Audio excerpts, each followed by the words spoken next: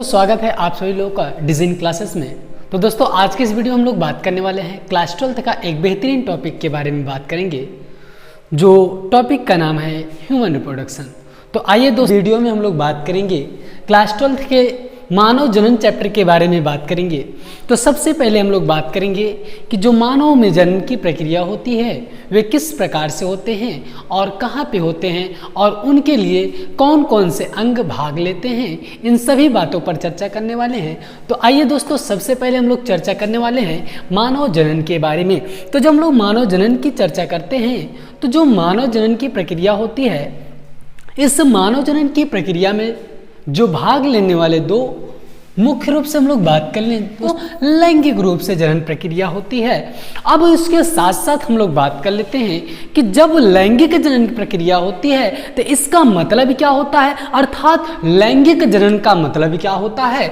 तो लैंगिक जनन का मतलब होता है कि जनन की वह प्रक्रिया जिसमें दो जनक भाग लेंगे। कितने जनक भाग लेंगे दोस्तों? दो जनक भाग लेंगे। एक रहेगा नर तो दूसरा रहेगा कौन? मादा। ये दोनों मिलकर के जो जनन की प्रक्रिया पूर्ण करते हैं, इस प्रकार की जनन प्रक्रिया को आप सब लोग क्या बोल सकते हैं? लैंगिक जनन प्रक्रिया बोल सकते हैं। आइए उसके साथ साथ हम लोग जान लेते हैं कि और क्या लक्षण पाया जाएगा मानव जनन की प्रक्रिया में। इसके साथ साथ जब हम लोग बात करते हैं दोस्तों, तो जो मानव जनन की प्रक्रिया होती है ये होता है जरायुज प्रकार का होता है। किस प्रकार का होता है दोस्तों? जरायुज प्रकार का होता है, जिसको आप सब लोग बोलते हैं क्या? वीवी वायरस कहते हैं। क्या कहते हैं दोस्तों?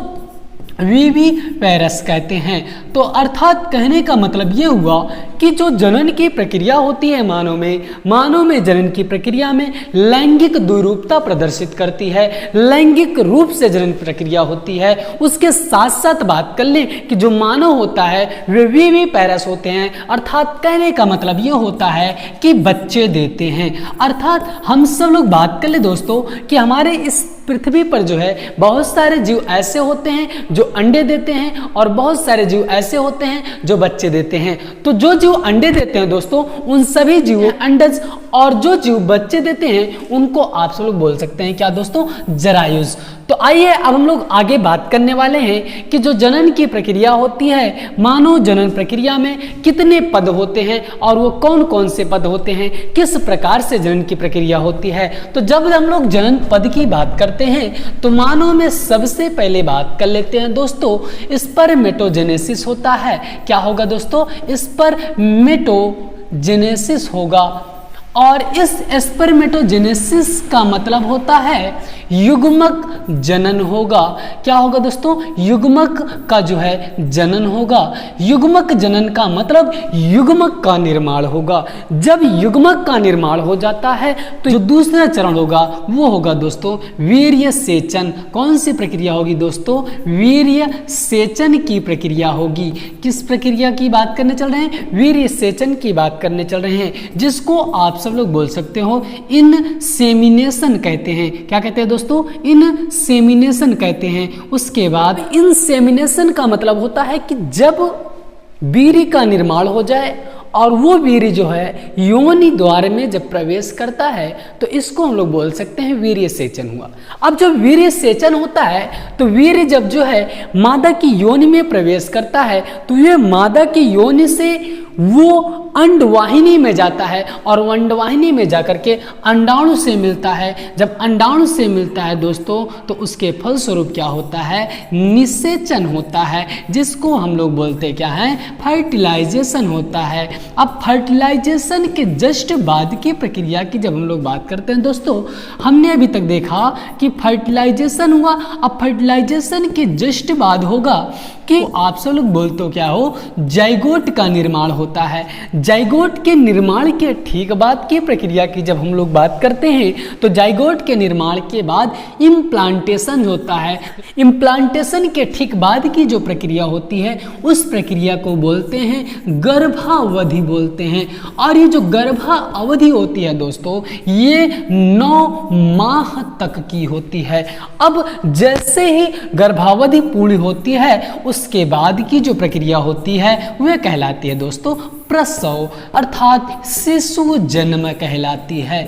तो इस प्रकार से हम लोगों ने देखा कि जो जनन के पद हैं, ये जनन के पद जो है कुछ इस प्रकार से हम लोगों ने देखा। सबसे पहले हम लोगों ने जनन के पद में देखा कि युग्मक जनन की प्रक्रिया होती है, अर्थात कहने का मतलब यह है युग्मक का निर्माण होता है। अब जो नर होता है, नर ये में युग्मक शुक्राणु होते हैं, और जो मादा होते हैं, मादा में युग्मक अंडाणु होते हैं। अब जैसे ही शुक्राणु और अंडाणु का निर्माण होता है, उसके बाद वीर्य सेचन होता है, अर्थात वीर्य जो है प्रवेश करता है। योनि में प्रवेश करने के ठीक बाद निषेचन की प्रक्रिया होती है। कहने का मतलब है शुक्राणु और अंडाणु आपस में मिलन करते हैं, और मिलन करने के जस्ट बाद जाइगोट का निर्माण होता है, और वो जाइगोट जो है लगभग 7 दिनों के अंदर गर्भाशय की अंतः दीवार में चिपक जाएगा। जब गर्भाशय की अंतः दीवार में चिपकेगा तो इसको, इस प्रक्रिया को हम लोग बोलेंगे इम्प्लांटेशन। और इम्प्लांटेशन के जस्ट बाद, अब जब इम्प्लांटेशन की प्रक्रिया पूर्ण हो जाती है तो इसका मतलब कहने का ये हो जाता है कि अब बच्चे का बनना निश्चित हो गया है, अब बच्चा बनेगा ही बनेगा।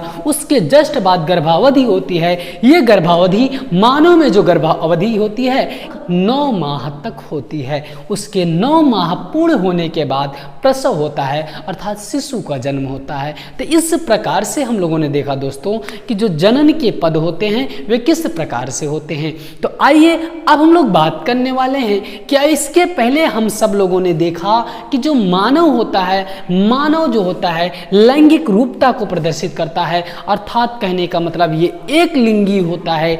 जब एक लिंगी होता है तो इसमें नर और मादा दोनों अलग अलग होते हैं। तो आइए सबसे पहले हम लोग नर के बारे में बात करेंगे और नर जनन तंत्र के बारे में बात करेंगे कि नर जनन तंत्र क्या होता है और इसके कितने भाग होते हैं, किस प्रकार से भाग होते हैं और उनका कार्य क्या होता है। इन सभी बातों पर चर्चा करने वाले हैं। तो आइए दोस्तों हम सब लोग बात करने वाले हैं मेल रिप्रोडक्टिव सिस्टम के बारे में बात करने वाले हैं। नर जनन तंत्र जो होता है, ये नर जनन तंत्र को जो है दोस्तों मुख्यतः 3 भागों में बांटा जाता है। कितने भागों में बांटा जाता है दोस्तों?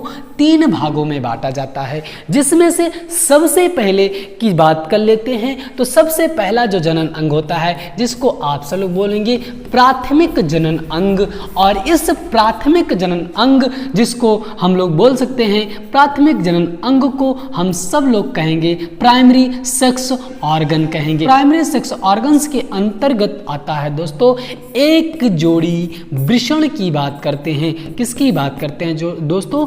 एक जोड़ी वृषण की बात करते हैं। तो हम सब लोगों ने देखा कि सबसे पहले हम लोग बात करने वाले हैं प्राथमिक जनन अंग, और प्राथमिक जनन अंग के अंतर्गत आएगा वृषण, और वृषण की जो संख्या होती है वो एक जोड़ी होती है। आगे अभी हम लोग पढ़ने वाले हैं। तो दूसरे की हम लोग बात करते हैं, हम लोग दूसरे जनन अंग की बात करते हैं। तो दोस्तों जिसे हम सब लोग बोलते हैं सहायक जनन अंग की बात करते हैं, सेक्स ऑर्गन कहते हैं। और जब हम लोग एसेसरी सेक्स ऑर्गन की बात करेंगे तो इस एसेसरी सेक्स ऑर्गन को 2 पार्ट्स में डिवाइड है। जैसे कि हम सब लोग समझ लें कि जैसे बात कर लें कि प्राथमिक जनन अंग जिसके अंदर शुक्राणु का निर्माण होता है। अब यह शुक्राणु एक स्थान से दूसरे स्थान तक जाएगा और साथ ही जाने के साथ साथ उसको ले जाने में सहायता जो प्रदान करेगा, उसको जो मार्ग देगा, इन सभी में जो सहायता प्रदान करेगा उन्हीं अंगों को हम सब लोग बोलेंगे सहायक जनन अंग। को 2 भागों में डिवाइड किया गया है। सबसे पहले की बात कर लेते हैं जिसको हम सब लोग बोलेंगे सहायक नलिका, जिसको हम सब लोग बोलते हैं दोस्तों एसेसरी डक्ट की बात करेंगे, एसेसरी डक्ट्स को देखेंगे। दूसरे की बात कर लेते हैं, दूसरी जो नलिका होगी वे होगी सहायक ग्रंथि की बात करेंगे।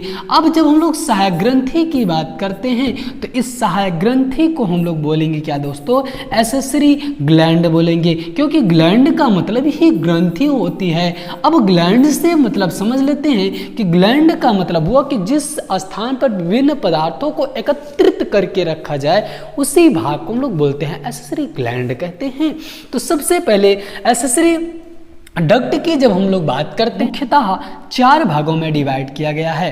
तो आइए देखते हैं वे कौन कौन से भाग हैं और किस प्रकार से हैं। तो सबसे पहले जब हम सब लोग एक्सेसरी डक्ट की बात करते हैं तो इसमें सबसे पहला जो भाग आता है वो आता है एपिडिडाइमिस आता है। क्या आएगा दोस्तों? एपिडिडाइमिस आएगा। और ये एपिडिडाइमिस के हम लोग बोलते हैं अधिवृषण होगा। अधिवृषण के ठीक बाद की बात करेंगे तो सबसे पहले हम लोगों ने देखा कि जो सहायक नलिका है उस सहायक नलिका में सबसे पहले अधिवृषण के ठीक बाद जिसको हम लोग बोलेंगे क्या दोस्तों? दूसरे भाग को हम लोग बोलेंगे शुक्रवाहिनी। क्या बोलेंगे दोस्तों? शुक्रवाहिनी कहेंगे और अंश कहते हैं। तो आइए अगले की बात करते हैं। अगला कौन सी नलिका होगी? अगला होगा अस्खलन नलिका। कौन सी नलिका दोस्तों? अस्खलन नलिका। अस्खलन नलिका को बोलते हैं एजुकुलेटरी डक्ट की बात करेंगे तो देखेंगे किस प्रकार से डक्ट होता है, क्या काम करता है और कैसे करता है, इन सभी बातों पर चर्चा करेंगे। तो अगले की हम लोग बात करने चल रहे हैं। अगला लास्ट की बात कर लें। जो लास्ट जन्म उसका नाम होता है दोस्तों मूत्र मार्ग, जिसको हम सब लोग बोलते हैं यूरेथ्रा। मूत्र मार्ग की बात करेंगे, यूरेथ्रा की बात करेंगे। तो इस प्रकार से हम लोगों ने देखा दोस्तों कि जो सहायक नलिका है उस सहायक नलिका के मुख्य 4 भाग पाए जाते हैं। सबसे पहले जो भाग की बात कर लेते हैं तो सबसे पहले भाग होगा सहायक नलिका। जो सहायक नलिका होती है उस सहायक नलिका में सबसे पहले होगा एपिडिडाइमिस, अधिवृषण, उसके बाद शुक्रवाहिनी, शुक्रवाहिनी के बाद ठीक बाद अस्खलन नलिका, उसके ठीक बाद क्या रहेगा दोस्तों? मूत्र मार्ग रहेगा। आइए हम लोग बात कर लेते हैं, अगले की बात कर लेते हैं जिसको हम लोग बोलेंगे सहायक ग्रंथियों की बात कर लेते हैं। तो सहायक ग्रंथियों को मुख्य 3 भागों में बांटा गया है। सबसे पहले की बात कर लेते हैं जिसका नाम होता है दोस्तों शुक्राशय की बात करते हैं, शुक्रास्टेट ग्रंथि की बात करेंगे। और तीसरा जिसको हम सब लोग बोलते हैं दोस्तों काउपर ग्रंथि की बात करेंगे। जनन तंत्र होते हैं, नर जनन तंत्र में किस प्रकार से कौन से अंग पाए जाते हैं? सबसे लास्ट अंग जिसको हम लोग बोलते हैं बाह्य जनन अंग, और इस बाह्य जनन अंग के अंतर्गत आता है दोस्तों शिश्न की बात करेंगे। तो चलिए दोस्तों अगले वीडियो में हम लोग चर्चा करने वाले हैं कि सबसे पहले चर्चा जनन अंग और जो प्राथमिक जनन अंग होता है प्राइमरी सेक्स ऑर्गन की बात करेंगे। और प्राइमरी सेक्स ऑर्गन के अंतर्गत आता है